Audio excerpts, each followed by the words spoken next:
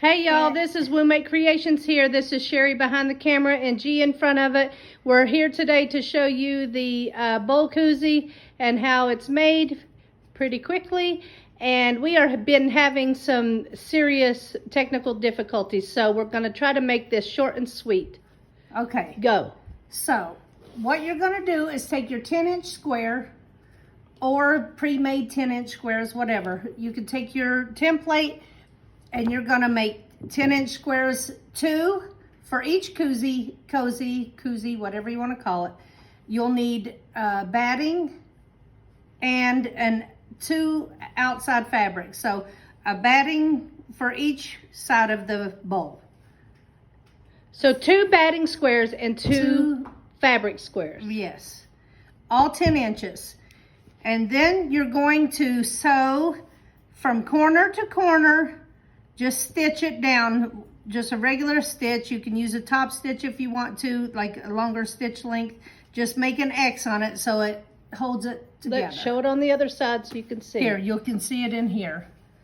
Well, not really. Not really? So there. Okay, so it's stitched from corner to corner. And after you do that, you're gonna take it and put it in half like this and pin it. And then you're going to, I'll come back and show you what to do.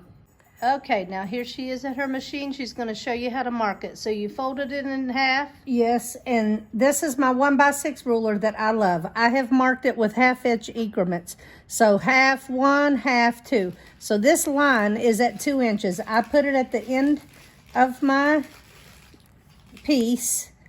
And we're going to go 2 inches on the folded side and 1 inch on the not folded side. Okay? We're going to do it over here too. 2 inches and 1 inch. Perfect. Now, all you got to do is sew from corner to corner or from dot to dot. Like that. And like this. Dot to dot, like that.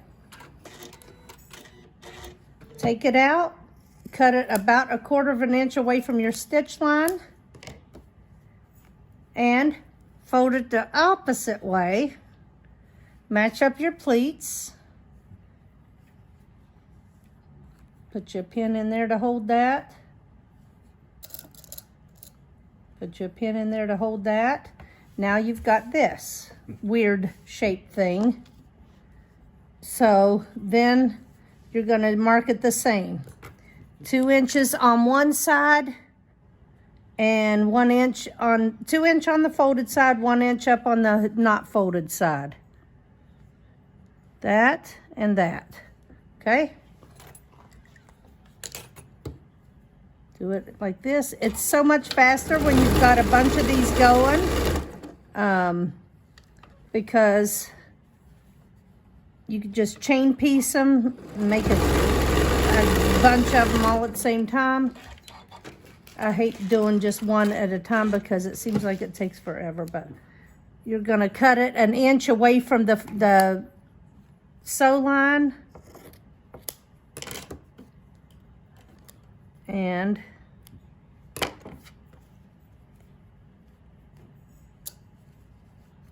okay, and then you get it to this spot. So now you got both sides that look like this. You're going to make them with pretty sides touching. Okay, set one down inside of the other. Match up this seam here. Pin it. Pin it.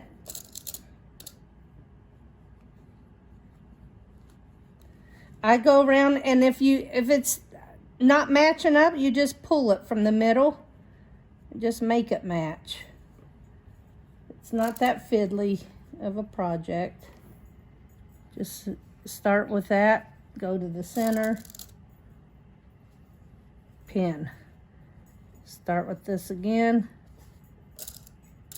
Pin. I pin it all the way around. and I'll show you how I mark them to know what I'm doing. So I've got it almost done. I'm gonna put my tag in here. So I'm gonna stick this down in here. If you don't have a tag, you could just skip this part. I'll just put a little pin right here to show me that's where my tag is. And then this over here is where I'm gonna start my sewing. So I'm gonna pin it like this. This way, when I have a bunch of them to do, I know what I'm gonna do. When I get back to them, I know where this pin is where I'm gonna start it, and where the small bow tie pin is where my label is, just to be conscious of that so it doesn't fall back down in there for some reason. Now, okay, I'm gonna stick it in here, and I'm gonna 1/4 inch sew it all the way around. And here's my side that I'm gonna leave an opening for. So I'm gonna start sewing over here on this corner, and then I'm gonna backstitch it real good. This way, when I go to turn this thing, it's not gonna rip it out. So I came in from the corner, just backstitched a little bit. Now I'm gonna start back up before the seam here, about 1/2 inch before the seam. So I'm gonna do that, and I'm gonna backstitch it real good, back and forth. When I get to the middle of this dart, I'm gonna just pivot it a little bit. Now on the M7 or a lot of the Janome machines, you can choose this to raise up after you stop your foot. Anytime you stop giving it gas, the foot will raise up, and that's what you want on that. If you have that feature, you could use it. And so I got to the middle of that seam, and I pivoted a little bit. I'm gonna make sure I hold where my label is, and I'm just gonna sew until we get to a 1/4 inch from the end. We're gonna pivot again. We're just gonna sew down till the middle of this dart again. When you get in the middle of that, stop and pivot it a little bit so you're sewing to the end again. Okay. And again, same thing over and over. Like that. And again to the end. Man, how many sides does this thing have? There we are. Stop. Pivot. Each time you're, just making sure you've got a flat, straight surface here to sew on. And we're gonna back stitch it a little bit there and take it out. Okay, now that she's done doing all the way around. Yeah, you take it out, and you're gonna cut the bulk from the corners. If you see something, sticking out or whatever, just trim it off. You're just getting rid of the bulk. Just don't go into your stitches there. I'm gonna trim it all the way around. Okay, we're gonna find our opening right here. And now we're gonna push this whole thing through this hole and turn it right sides out. This is always fun. You just fight with it a little bit. In a minute, she's gonna start slapping it in the air. I always have to bang it around a little bit. I'm sure everybody has their way of turning everything, but whatever you got to do to turn this, get it all turned out the right way. As you can see, this is probably the most fiddly part about this.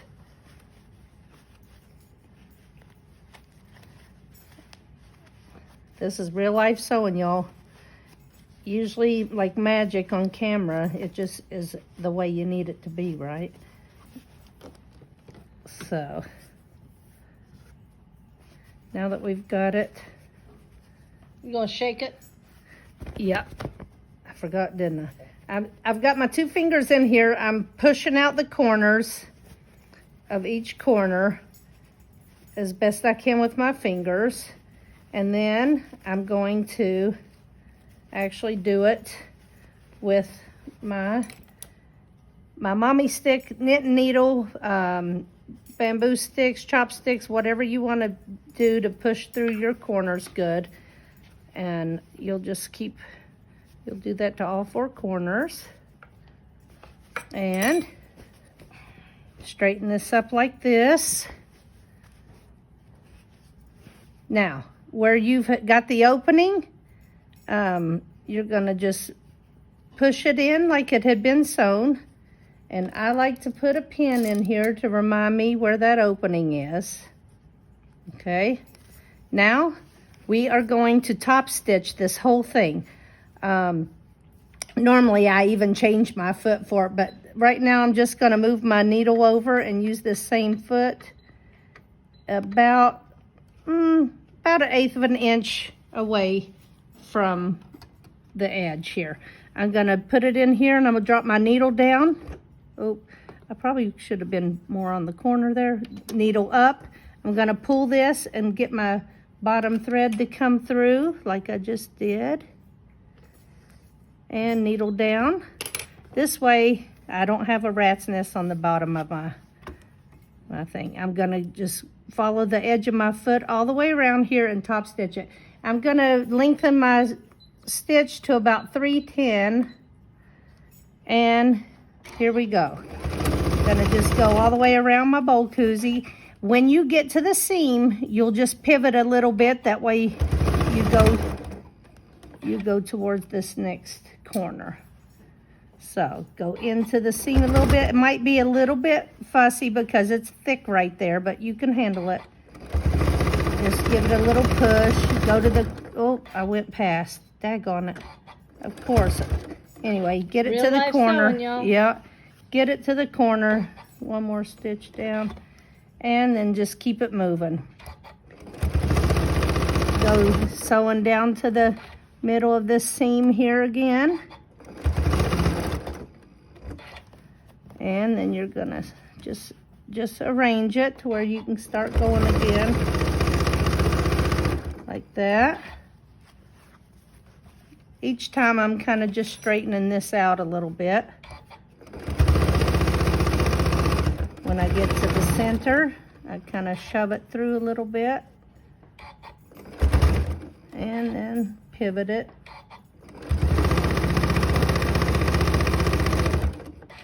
Sometimes when you're doing bulky stuff, you got to make sure that your walking foot didn't disengage, which mine did. That's why I was having to push it. Every now and then on bulky things that will happen. So you just push it back in like that. It disengages. So we're just going to keep going. And when we get down here to this corner where we first started, just get your thread away from where you started. Gonna go here, we're gonna back stitch it a couple times, push the lock stitch, it'll stay in place, and then when I cut it, it's gonna have a knot in the back. I've got 2 threads here to cut off, like that. Now you can't tell where I stopped and started. I'm gonna take my needle, I'm gonna make a knot in this, put my needle down through here and ride that knot all the way to the bowl koozie. And then I'm gonna bury this thread. That way you can't tell where it was. Now, clip this right here. And voila, you have, Get that out of your mouth. okay, voila, you have a bowl koozie. It's also reversible. So you can flip it like this, push it out, and you have whatever side you want to use it on, that's what side you can use it on. These are very addicting, they're very fast, and have fun. And when you give them as gifts, they're going to want more. Yes, for the entire also, family. I just want to say, if by chance you want people to be able to put them in the microwave, you need to use all cotton batting and all cotton thread. And all cotton fabric. We don't put ours in the microwave. I have had my clients put it in and nothing happened, but I do not make sure I sew with all cotton anything. So we just take our That's bowl a from the disclaimer. microwave. Yes. Take a bowl from microwave, and now you can eat your hot soup or cold ice cream or whatever, and your hand is protected. Okay. Peace out, y'all.